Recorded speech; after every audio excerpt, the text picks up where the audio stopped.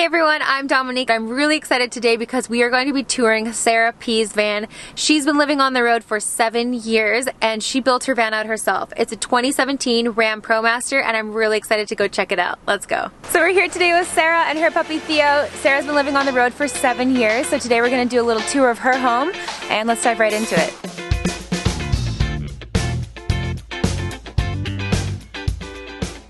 My partner was looking on Craigslist at different RVs for his band. We're both in bands and we're like, let's have a tour van.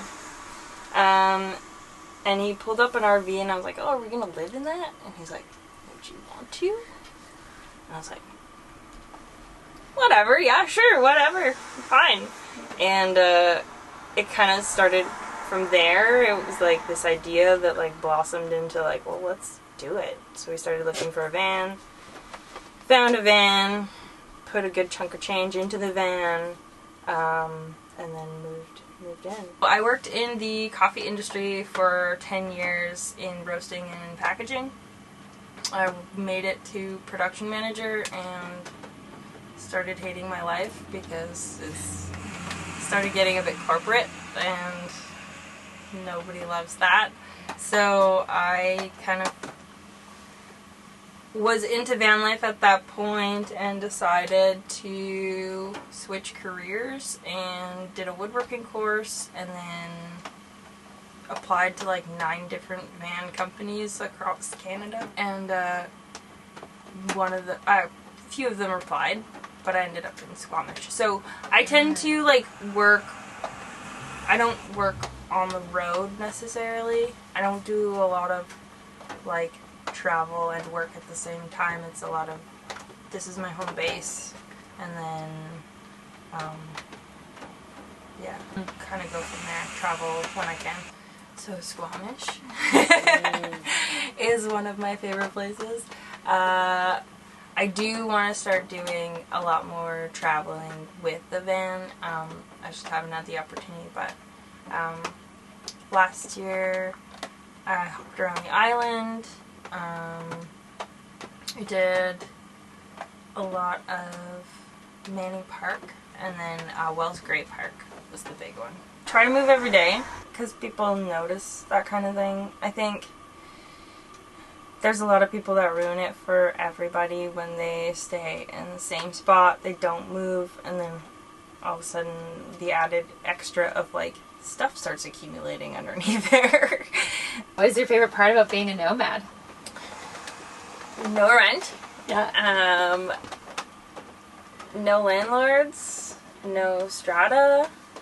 No dog rules. You can have whatever, as many dogs as you want, and like my bed has a room for a couple more at least. And the other thing that I really love about van life is it kind of forces you to be more mobile in like physically and like on the road, and just, you know, I feel like you have to be, it promotes a very active lifestyle because you don't want to be isolated in a van all day, and so it kind of gets you out there doing stuff. I would have done all the backing boards and like the walls and stuff a bit differently to save on weight. It's fine, like this van is good with the weight that it's got, but I feel like there's just some little tweaks that I could have done to make it a little bit better on like the whole engine tires situation. Ladies, I don't know about most of you, but I required a toilet. That was my one specification when I moved into a van. Need a toilet. I don't care if it's a cassette toilet, a composting toilet, whatever. Something to pee in the middle of the night. That's all. Like a gadget that I really like is a mini hair straightener. It's kind of saved my life. I used to have more bangs than this, and it was nice to just have. And it doesn't take much power, so you're not really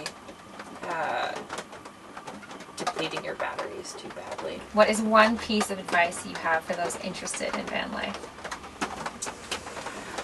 Think about it carefully. But also go for it. Like, try it out. Sleep in your car. Figure it out if you even like that kind of thing. If it's a financial decision, kind of weigh the pros and cons, I guess. Yeah, go for it. Thank you so much, Sarah, for touring your van with us. I'm gonna spin this around. Where are you off to next? I'm going back home to Squamish. Yep. Is it raining there too? Probably more so, actually. Okay, we'll see you on the road. Bye.